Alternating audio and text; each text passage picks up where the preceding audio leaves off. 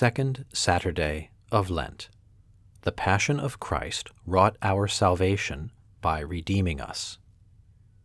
St. Peter says, "You were not redeemed with corruptible things, as gold or silver, from your vain conversation of the tradition of your fathers, but with the precious blood of Christ, as of a lamb unspotted and undefiled."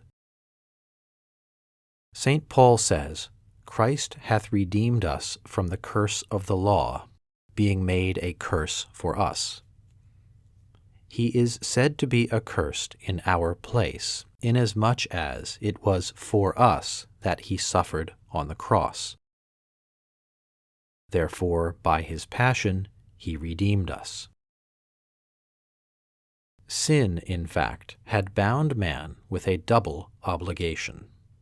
First, an obligation that made him sin's slave. For Jesus said, "Whosoever committeth sin is the servant of sin." A man is enslaved to whoever overcomes him.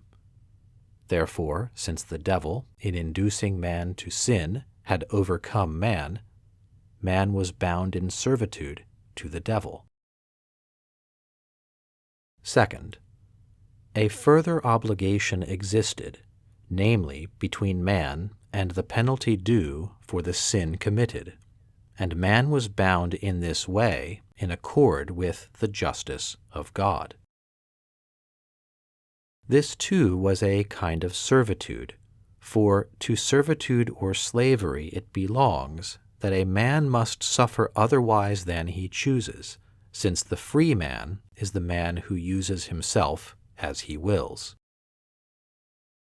Since then the passion of Christ made sufficient and more than sufficient satisfaction for the sins of all mankind, and for the penalty due to them, the passion was a kind of price through which we were free from both these obligations.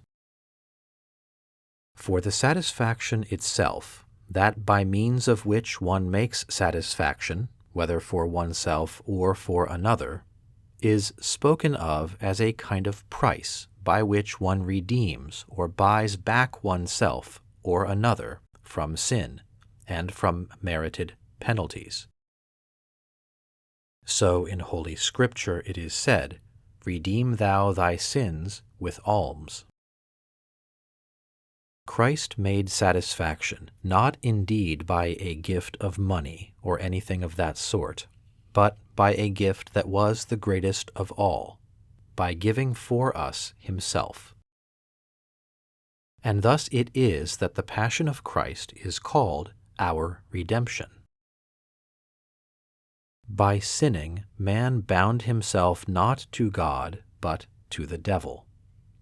As far as concerns the guilt of what he did, he had offended God and had made himself subject to the devil, assenting to his will.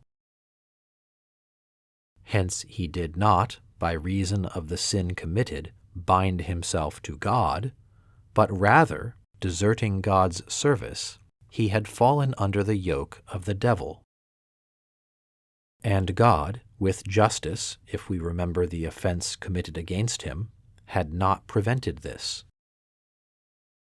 But if we consider the matter of the punishment earned, it was chiefly and in the first place to God that man was bound, as to the supreme judge. Man was, in respect of punishment, bound to the devil only in a lesser sense, as to the torturer, as it says in the Gospel, "Lest the adversary deliver thee to the judge, and the judge deliver thee to the officer," that is, to the cruel minister of punishments.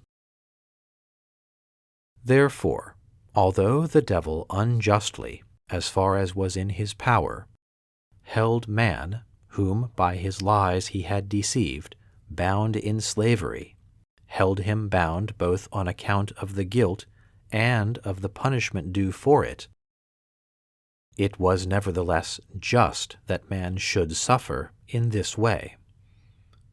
The slavery which he suffered on account of the thing done God did not prevent, and the slavery he suffered as punishment God decreed. Therefore it was in regard to God's claims that justice called for man to be redeemed, and not in regard to the devil's hold on us. And it was to God the price was paid, and not to the devil.